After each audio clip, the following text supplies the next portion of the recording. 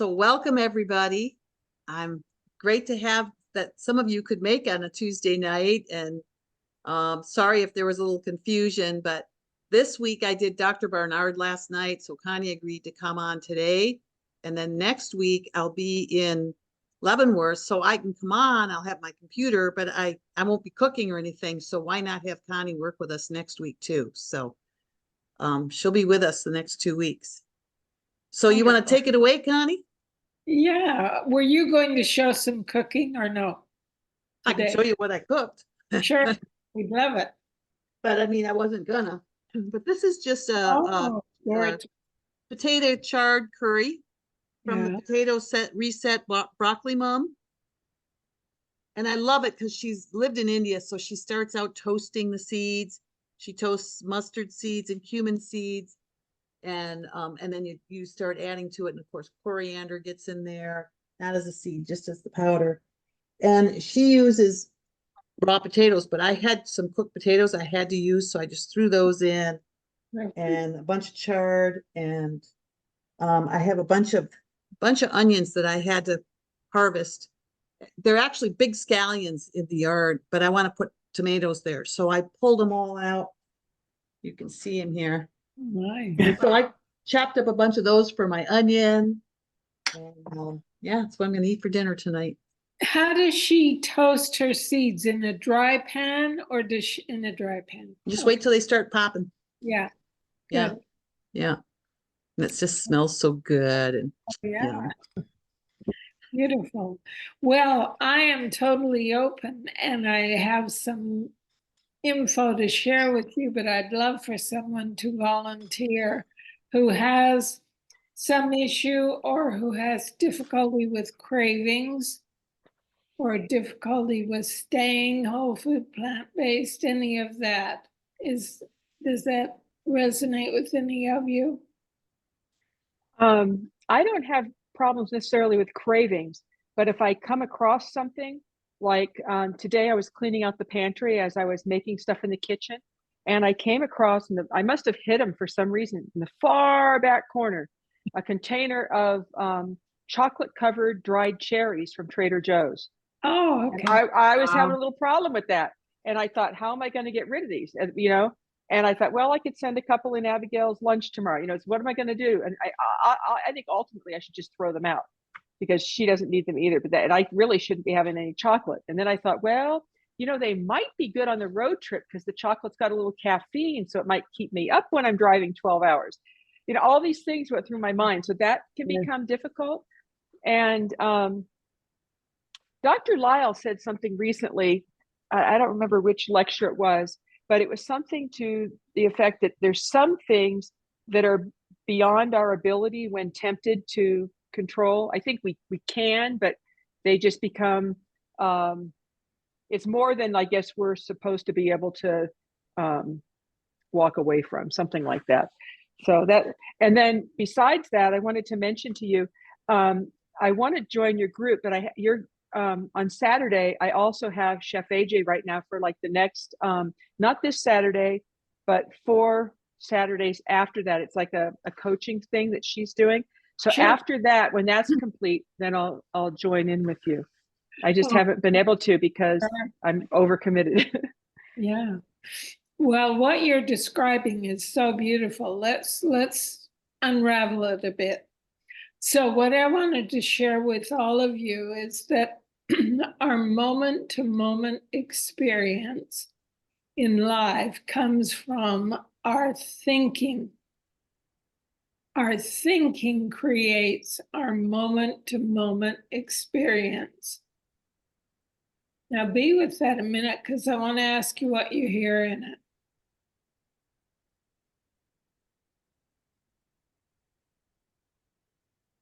So Jean, let's start with you. How does that strike you, or what's meaningful in that, if anything? And this is, tell me again what I'm run by your sentence again. Our moment-to-moment experience comes from our thinking. Yeah, to some degree. Janet has helped me with that a little bit. Sometimes I overthink things and I worry about things a lot. And she'll say, Jean, you're letting your brain molest you, stop that. And, she'll say things like that to get me onto something else. Yeah. So I kind of, when I'm really troubled, I text her with my moment of stress, Yeah. but it does, it takes a while. Sometimes you just have to go outside and take a walk, because something with that helps clear the mind a little bit. And so that's kind of my go-to. And I have a dog, which gives me a lot of therapy. Oh, great. And when you, let's say, quote, clear the mind, what benefit is there in that for you? What do you notice? I'm not giving whatever is bothering me free rent on my brain anymore. I'm just trying to tune it out. My dad used to always tell me that, Jean, don't give him free rent on your brain. Let it go. That was his. That's his cute. thing. I like that. I really like that. Yeah. So it's hard though, because some things can touch me to where if it bothers me enough, it takes a few days to get rid of it. It just doesn't, get rid of my, out of my mind. So Janet was laughing at me yesterday because our neighbor came over. Well, our neighbor hired somebody to aerate their front lawn. And this is the second time this has happened, but the guy doesn't get the address right, and he aerates my lawn by mistake. And last year I had just had mine aerated, and he did it a second time within the same week, which is way too much. And so yesterday my doorbell rings and I see that red Jeep out in front, and I answered the door without even knowing anything. I said, I don't want my lawn aerated. That's how I answered the door. Like, leave me alone. And he goes, well, I can't get to the backyard. And I'm like, I didn't ask you to do anything, And then I look at the yard and I can see he's aerated my lawn again. And I was really, really upset because my lawn, I've worked so hard on it. I've been on my hands and knees, patching and everything. And it's perfect. And this guy comes along and, digs the whole thing up again. So now I have to go reseed everything. And it just really irritated me because he's done it twice now in 6 months. He can't seem to remember. So I thought I must not have gotten upset enough the first time because he doesn't remember it. So it's been hard. Even this morning, I just felt very invaded. Like this guy's come on my property and done damage twice. And what am I supposed to do with that? So it's taken some time.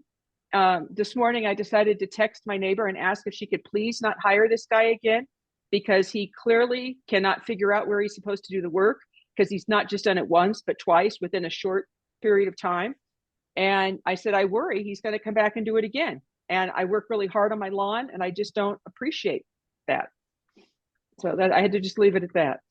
Well, that was very practical. And I want to come back and talk about several things you've shared. But first, let me check in with others. Anne, what did you hear in that? Our moment-to-moment experience comes from our thinking. I was so involved with Jean's that I wasn't thinking about mine.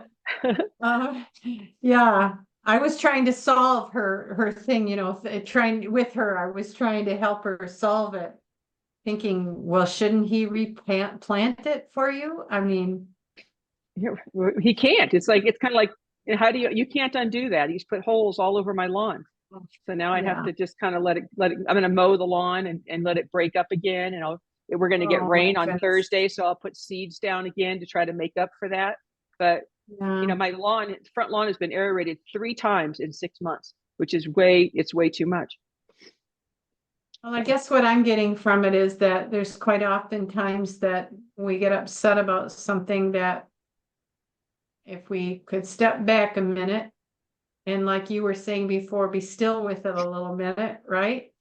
That maybe we could rethink it and pull ourselves out of that hole that we're starting to go down,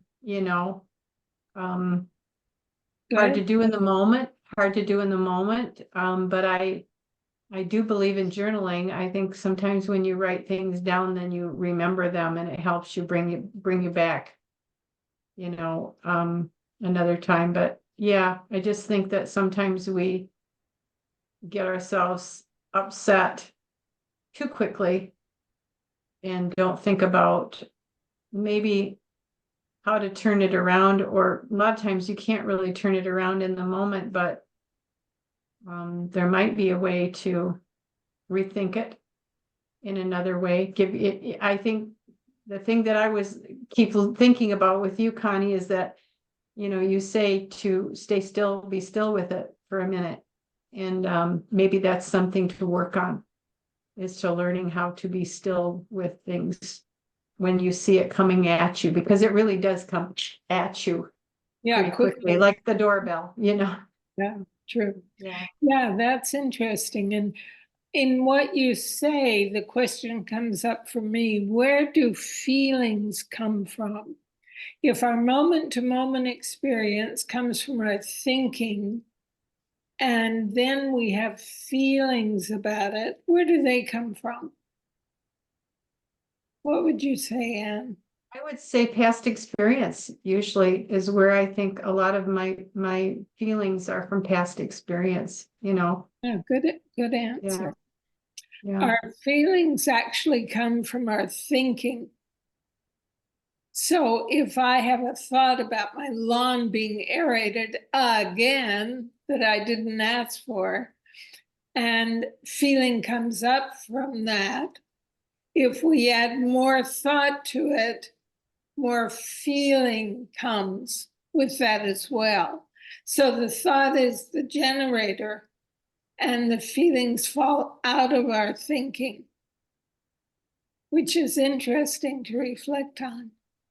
Tracy, what about you, dear? What'd you hear in that?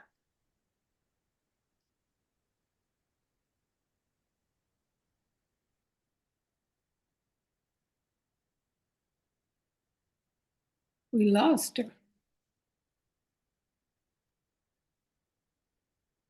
Can you unmute Tracy? Yeah, her mute sign's off now. Whoop, Oh, she must be having trouble. She's all the way from Perth. There she is. oh, great. Go ahead and just speak, Tracy. Your mute sign's off. Say something. I'm Yeah. on the train. So I can't really have a conversation because I'm on the train. Oh, And then I'm on the bus. well, I'm on the listen, bus. listen in. I might be able to join in later when I'm at work. I'll be at work shortly and then I can join in. Okay, great. Thank you. Mona, what about you? What do you hear in our experience comes from our moment-to-moment thinking? What strikes you with that, if anything, Mona? Well, it's difficult for me because my moment to moment thinking kind of depends on where I am in my state of depression, because I deal with that quite a bit. So my moment to moment thinking, I might be like on top of that mountain doing a wonderful job right before the big fall. So it's a little erratic for me. So I struggle with the moment to moment thing. Yeah. Well, interesting. Well, listen in, and I'm going to talk more about it. Maybe something will give you an insight, Mona. Sure, I'll gladly listen. Patty, what about you, dear? Patty doesn't have a mic yet. Do you Okay. see her chat? She says, I've learned that sometimes at night when I think I'm hungry, I'm not. I'm just tired. Best to just go to bed and know better to recognize that feeling when it happens. Beautiful. That's a really good response, because our thoughts, where do they come from? Where do we control what thoughts we have? Jean, what do you think? Do you have any control over the thoughts that come in?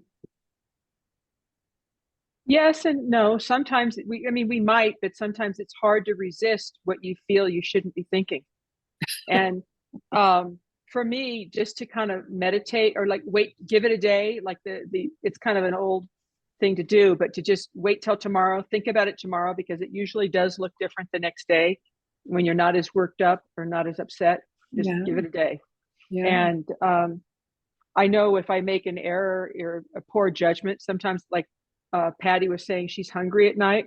I've learned if I'm hungry at night, well, a couple things I do. Sometimes if I'm just trying to get out of that habit, if it seems to be a routine, I just don't, I know it takes a couple of days. And by the third or fourth day, that ping of you got to eat, you want to eat kind of dissipates and goes away.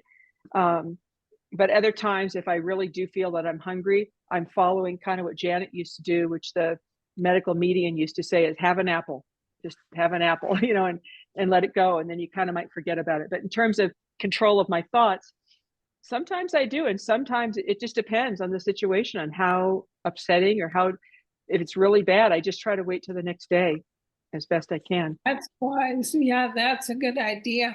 Now, think of it this way. Have you ever been cut off in traffic and you got really frightened and angry at the same time?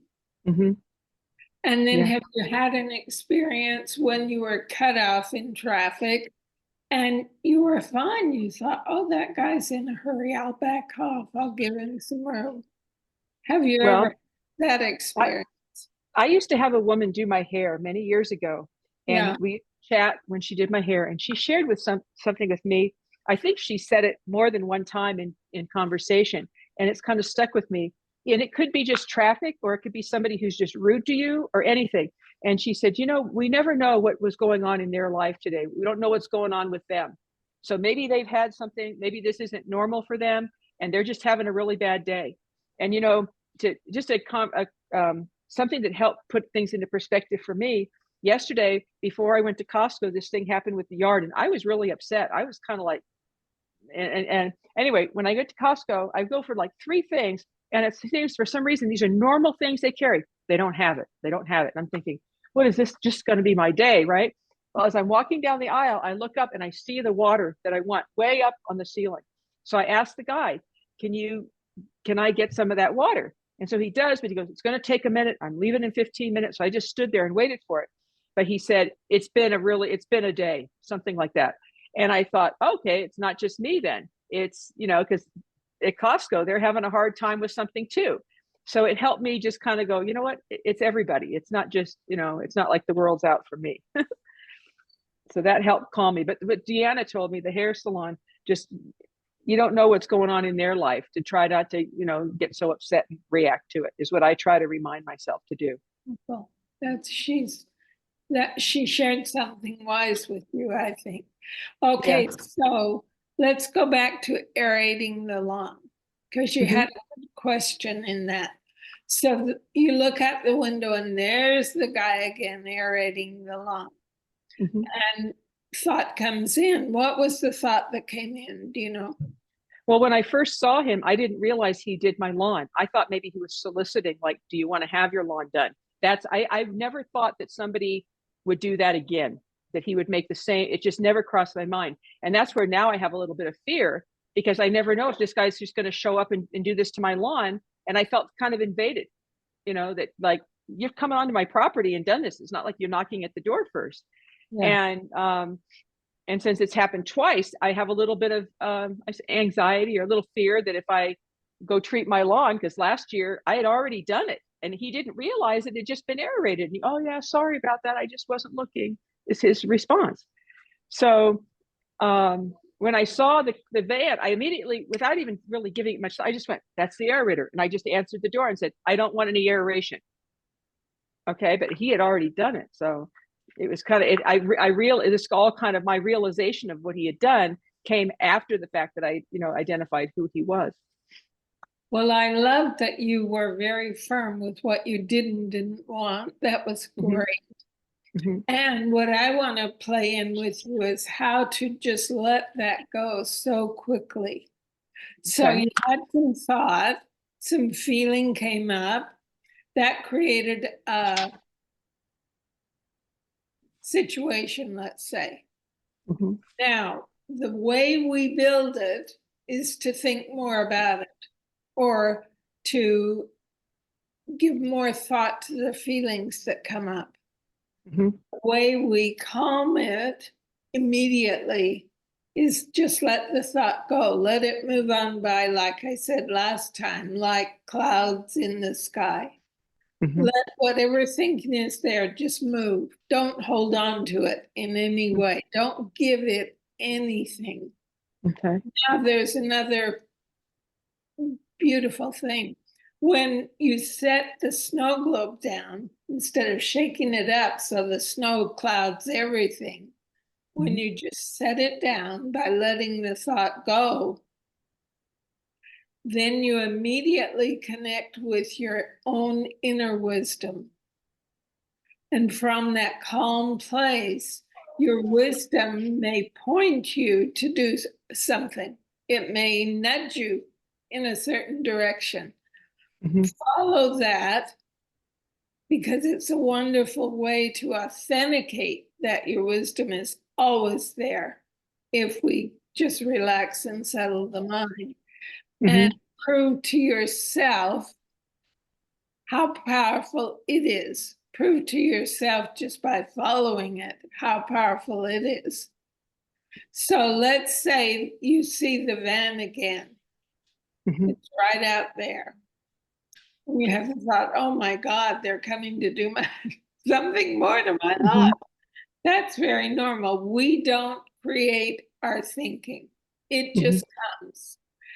We do, however, either hold on to it or build it by thinking more. If we let it go, life is about letting go. It just moves really fast. Would that be something, my father used to remind me and say, you know, there's something, we just don't have control over this. This is out of our control. So let it go because it's done. I can't fix it. I just have to, you know, same. And it's out of our control. Yeah. And do you know Byron Katie at all? Well, she's somebody who had a very profound awakening in very weird circumstances. But what she saw was, we can love what is. Not only do we let it go, we can love whatever appears. And in loving what is, we immediately have no need to hold it. It moves very quickly. So tell me what you hear in that. I have trouble loving that because it wasn't what I felt very frustrated because I was already really frustrated with other things.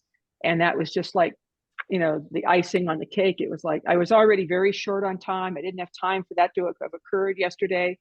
And so I have trouble just kind of, I mean, it was hard. It wasn't letting it go. Well, let me show you one of the gifts that it had. You've already seen it, I know, but what it had as a gift for you was to show you a belief you hold that may not be true about how life works or who you really are. So if that guy did your lawn again to show you an untrue belief, was it worth it? Would it be worth it to experience that and be able to just let it move? I don't know what I would do if he came back and did that a third time. I don't know what, I mean.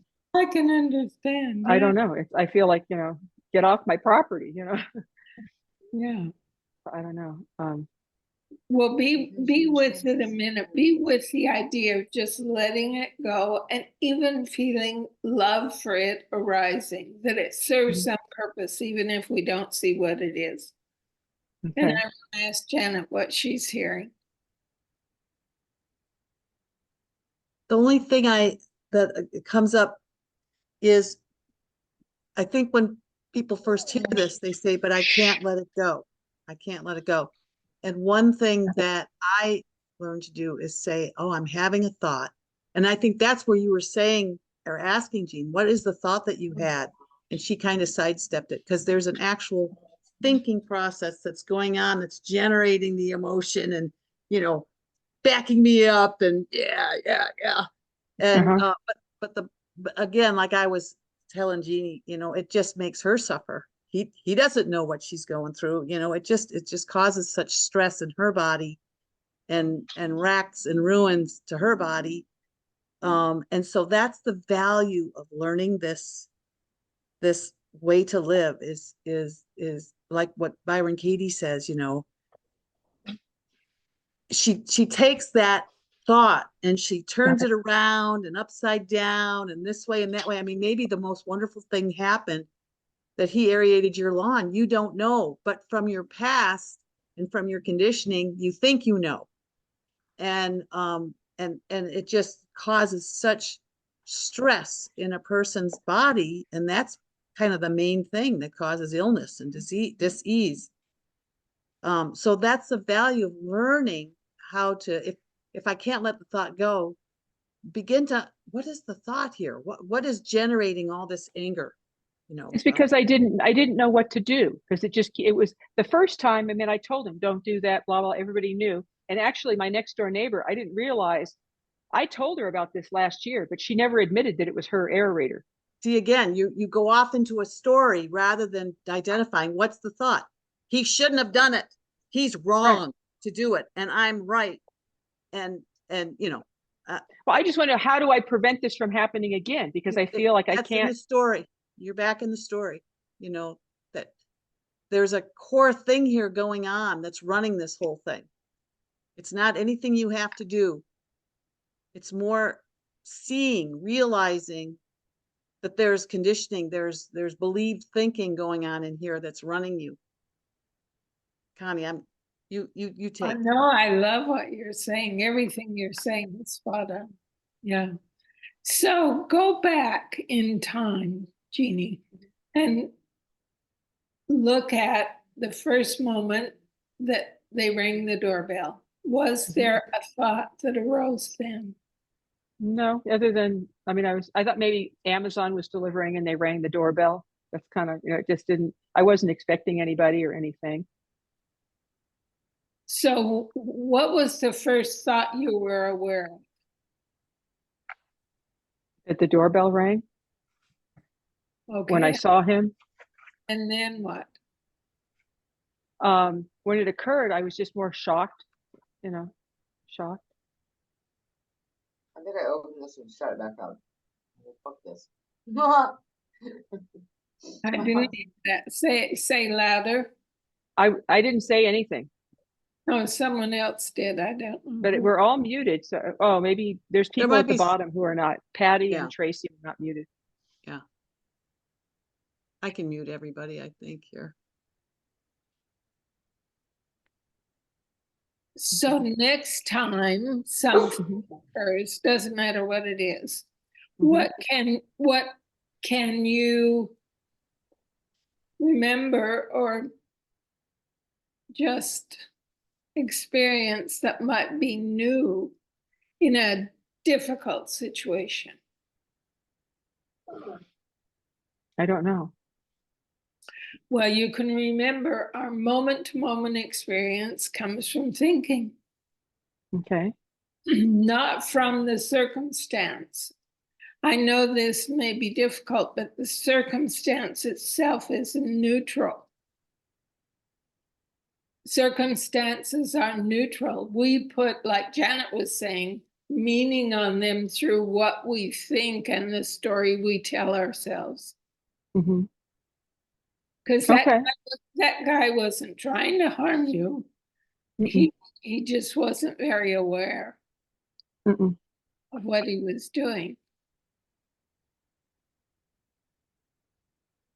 So if circumstances are neutral, could a situation like that cause you to stop in the moment and just let whatever thought was there go on by and not give it anything?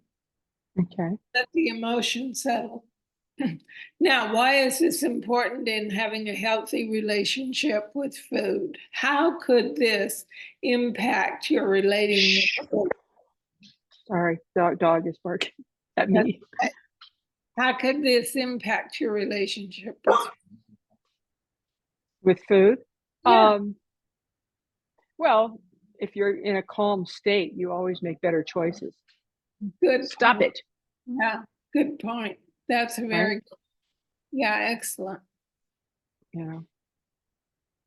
And our cravings, even though they feel like they're really real, They're all they are is a thought that we've given attention to.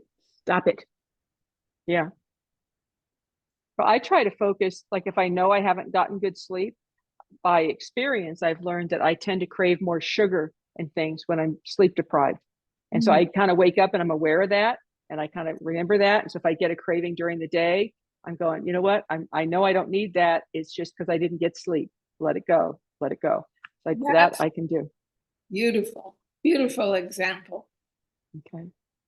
Yeah, that a thought came in and you just let it move on by. You gave it nothing. Right. Gave it no attention. That's true. Yeah, yeah. And then that allows the mind to settle, which allows you to connect with your wisdom. And that may nudge you in a certain direction. Follow that and see if it's valuable. It's very valuable. Well, usually in like 5 or 10 minutes, the thought is completely passed and the hunger has passed and whatever, kind of like people say, wait 10 minutes and if it's still there, maybe wait another, deal with it then, but it tends to just sort of like in the morning, I've been waking up. If I get up really early, I'm hungrier earlier just because I've been up more, where if I sleep later, I'm hungrier later in the day. But I've noticed in the morning, I come home from taking my daughter to school and my stomach is just growling. But I know just drink some water, let it pass because I don't want to start eating that early. And it tends to just go. And since it's happened enough times, yep, there it is again. Just drink a little more water and ignore it. It's the same. Really good. Right? So that you can use in all areas of your life. Whenever you get sparked with something, it's just a thought that you're giving attention to and you can let it go. Okay, that makes sense. And then you live in more joy and you live more from your wisdom or your insight than from the fear that the thinking mind creates. Very good. Okay, someone else. Let's play in my moment to moment experience comes from my thinking. Who else wants to share?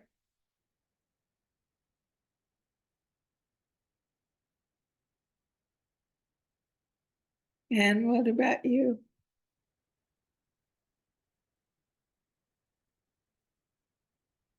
You're muted, sweetheart. I'm not sure that there's more for me to say.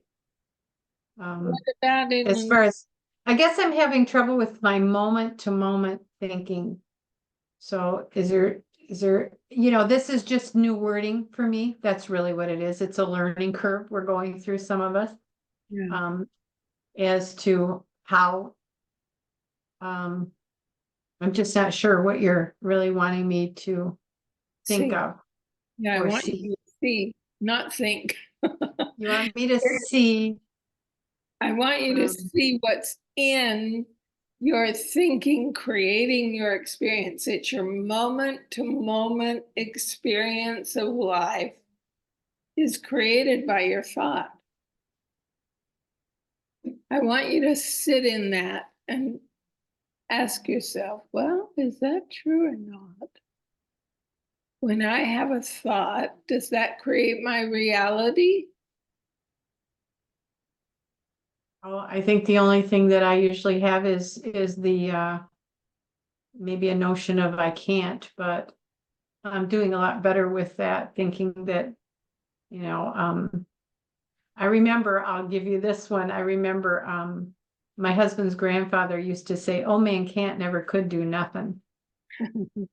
And I guess that turns it around into a more positive thought that, yeah, if that's what you're going to think, then you're not going to get anywhere. Just like the whole thing about if you keep doing the same thing, then you'll expect the same outcome.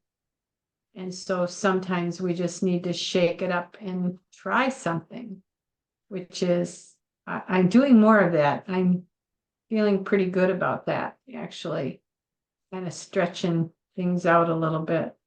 There's more to come. I know that. And I just need to keep pushing on. And as I've said to some other people, when I was teaching school, I used to tell the kids when we were learning new math, which they always gave us every 3-4 years, I would say to them, keep on swimming, just keep swimming, just Dory and Finding Nemo would say, just keep swimming, just keep swimming. And I think that sometimes when I can just say that to myself, it just makes me smile. First of all, I'm thinking of the kids and how I was asking them to do something that they were uncomfortable with, and I was uncomfortable with, because I'm trying to teach them something new in a new way always, And Yeah. so if we're doing things, we don't always have to do them exactly the way that we've either been taught to do them or think the same way that we've always been taught to think. And sometimes you're going to run into people that don't think that's a good idea for you to think differently. But now I remember somebody saying, boy, you've changed. And I said, yes, for the better. It's because I was not doing their bidding anymore. So sometimes when we go against the grain of others, it doesn't have to necessarily be I'm a bad person. It's I'm doing it for me. And by doing it for me, I'll also be able to give to others. So in a better way, because usually those people that do that and say those kinds of things kind of want to suck the life out of you. I don't know how else to put it, but they're negative and they're trying to get whatever they can. And we need to be able to do for ourselves, because if we do for ourselves, the self-care is really what it is, then we're more able to do for others. That's true. And I think the reason people do what they do is because that's what they're thinking in the moment will give them what they're looking for. It really has nothing to do with us.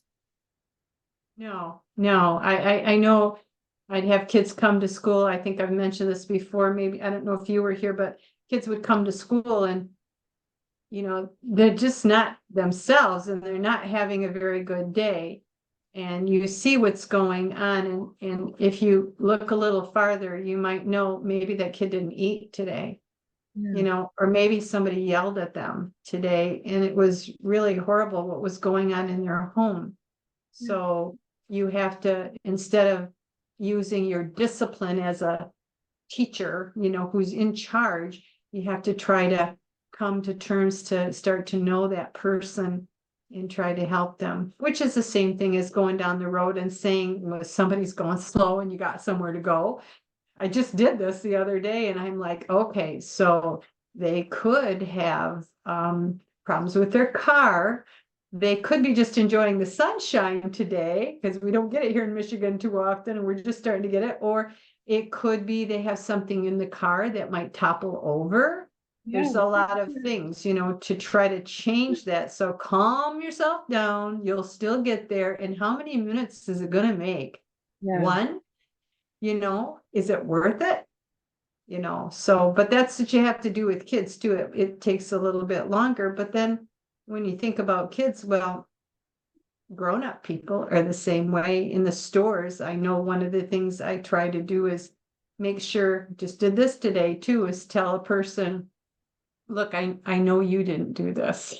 So this is on the phone. This is a good one. You're really worked up about something. And I'll say, okay, so I know you didn't do this. I've been sitting on this phone waiting for a long time. It's not your fault. I don't take this personal. I just have to tell you my story and what I need. So, and thank them at the end because they're having a rough day too. I'm sure people scream at them all the time, Yeah, so it helps us feel better about ourselves. Things and lovely, beautiful. What I would like to talk about a little bit is in education, often we're taught that all we have to do is take a thought and turn it around and create a positive thought out of whatever seems or feels negative. That's not how change occurs. It's not that it doesn't have value. We can do that. It's better than sitting in a thought that makes us feel yuck. But there's a deeper place for change to occur. So where change occurs is when we see deeply something new. So we can turn thoughts around, that's one way, but it really doesn't create lasting change. So if, like you say, Anne, we just let the thought go on by and get quiet, from that quiet place within, we see deeper. That allows us often to see what about a thought has created an upset that isn't real. We just let it go on by. Does that make sense? Yeah, I remember when I'm retired now. I remember when I teaching, I remember, there's this singer that used to say, she did Shake It Up and whatever it is. And one of her things was you're supposed to shake it off. And I remember this parent coming in and telling their kid, shake it off, let it go, because people were saying things about her and stuff like that. So she had a song, but that isn't how it, that isn't always the way it is. Shake it off, you got to look deeper and see what's going on here, Yeah. Yeah. And shaking it off does allow you to connect more deeply with your own insight, your own wisdom. So it has value. But I know what you're saying. Very good. Very good. Tracy, can you share? Do you want to at this point? Can they share, Janet? Tracy Lynn's on a bus, but Tracy Kane's at work. Oh, okay. Or she might not be able to talk either. And Annette, what about you, dear? What are you hearing? Annette, you're muted. You're muted, sweetie. You don't want to talk. Can I just add something? Please. Just when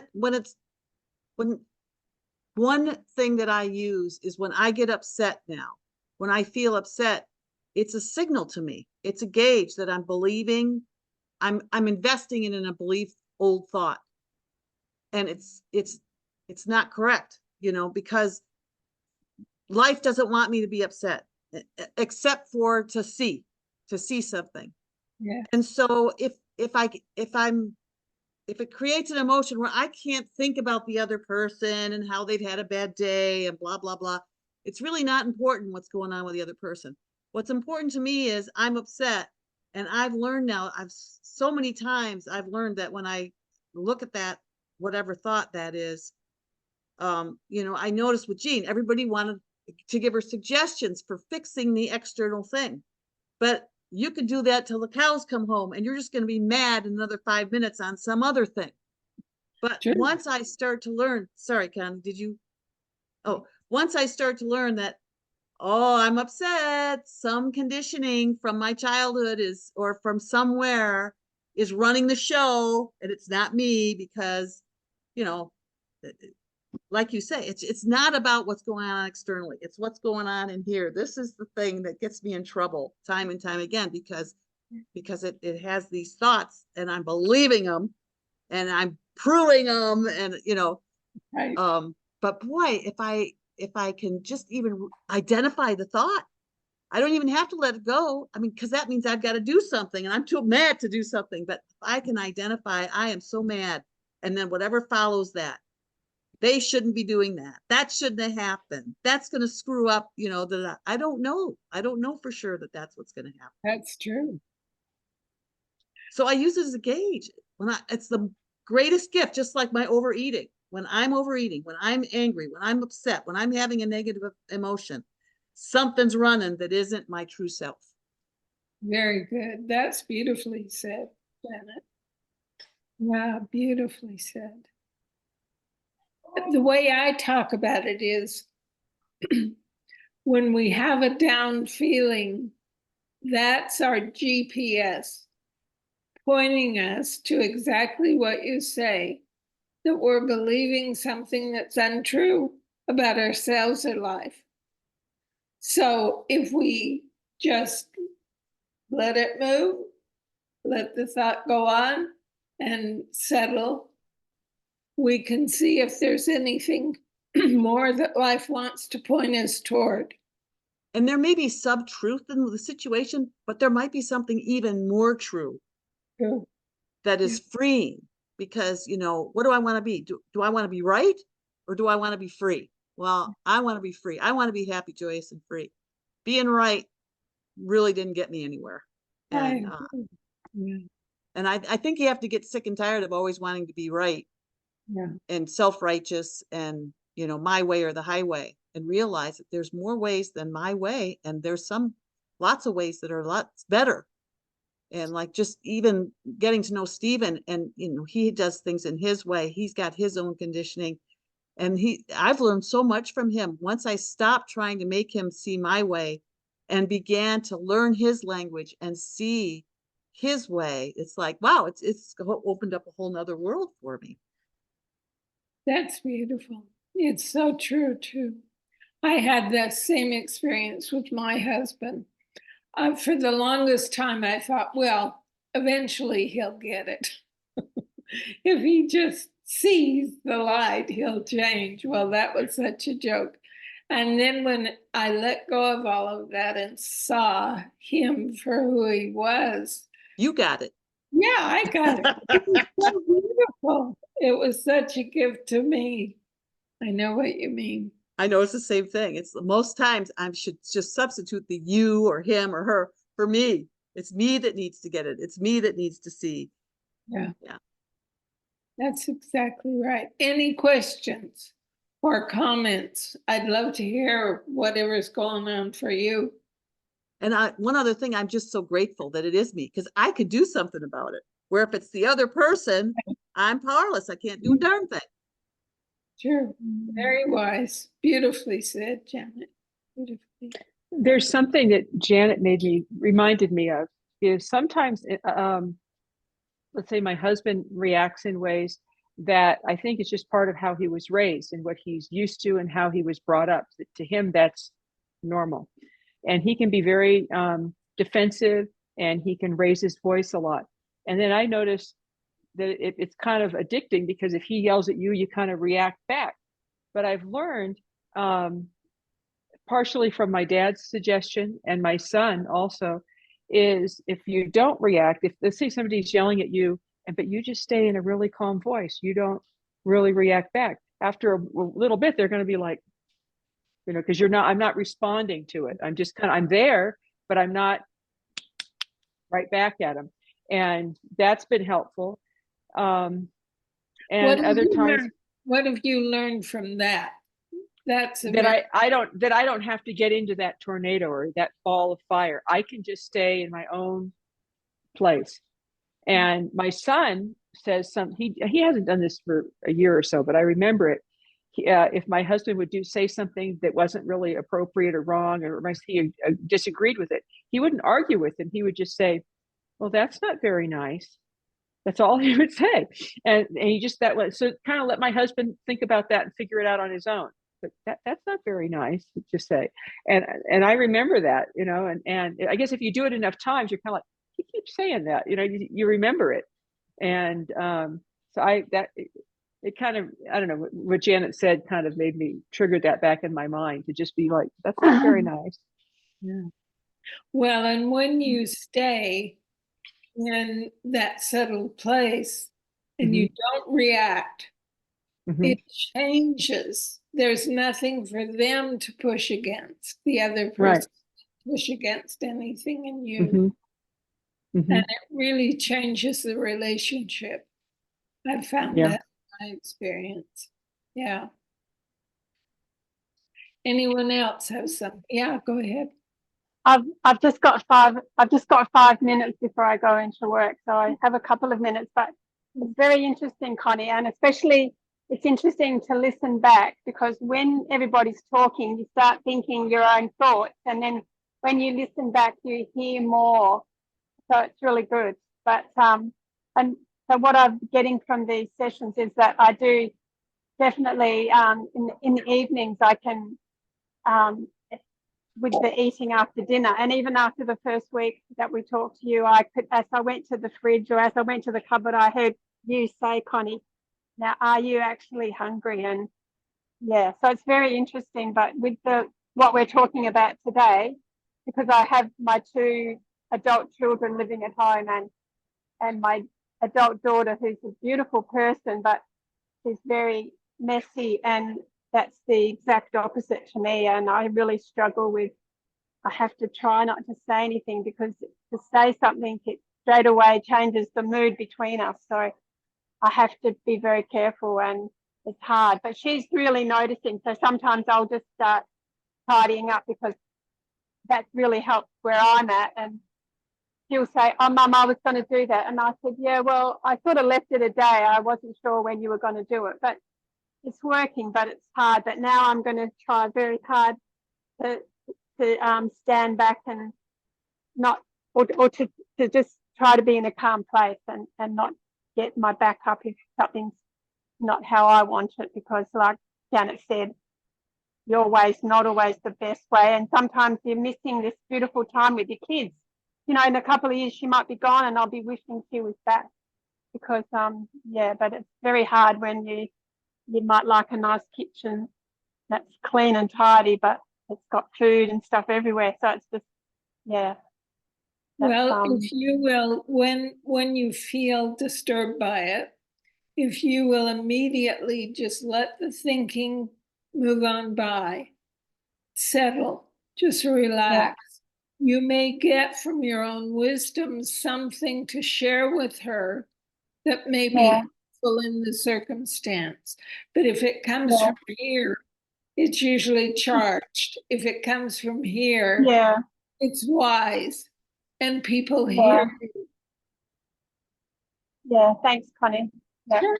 Well, I'm gonna keep listening, but I do have to go into my work now. But thank you very much, and thank you, Janet. Okay, all right, thank you. Bye.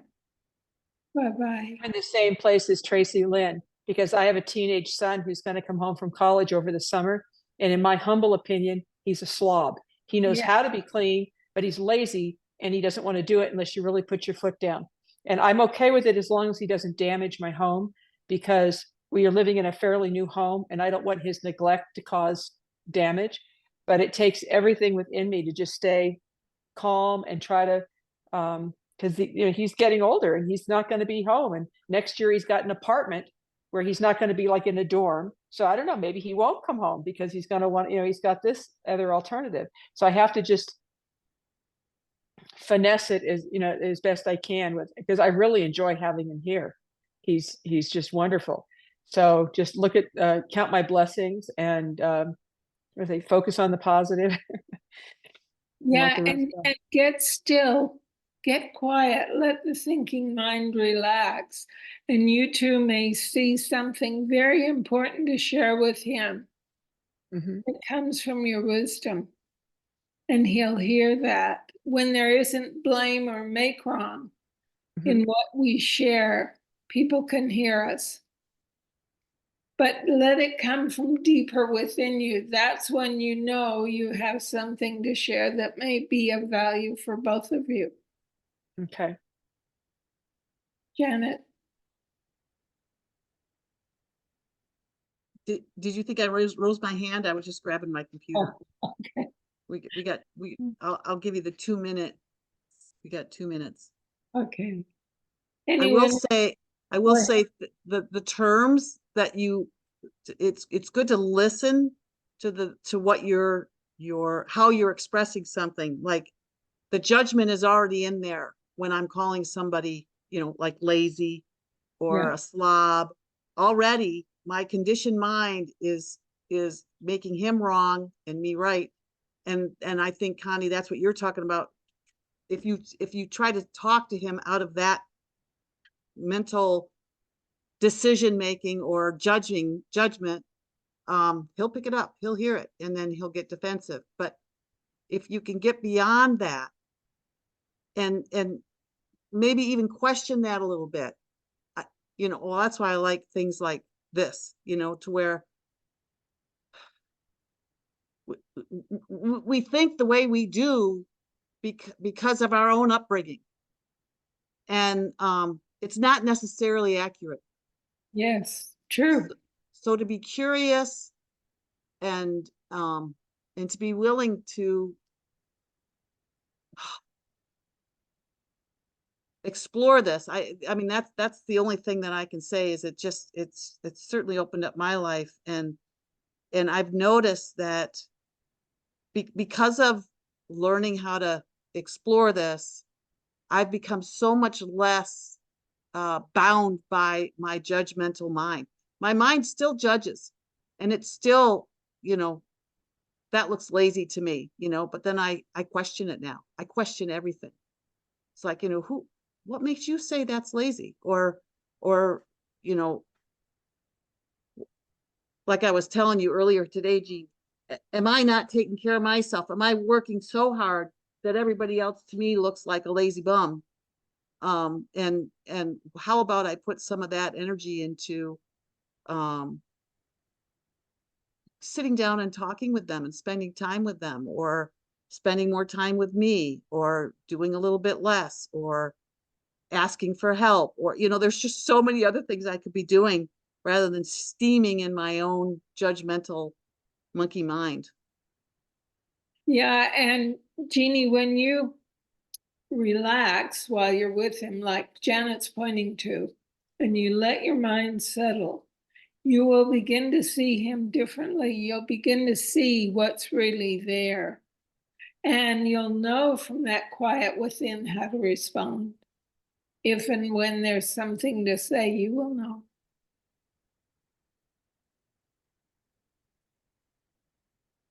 Does that make sense? Yeah, I think for me, the calmest way to get the same task done would be to say, let's do it together. Can I bring up some cleaners to get you started, or something like that? Because if I'm up there, he'll do up in the loft. If I'm up there for whatever reason, he'll get moving. But if I come downstairs, he doesn't think I'm watching what he's doing, then he goes back to his phone and is texting with his friends. And in my mind, just like, how we were raised, I hear my father would say, only because he's told me the stories 100 million times, that my mother was never as organized and as neat and whatever as he was. And he would say, I believe he said, like, his mother would open up one of the drawers in their house when my parents got married, and said, like, what is this? We were not, you were not raised like this. See, so that's kind of his, that's probably where I get it from.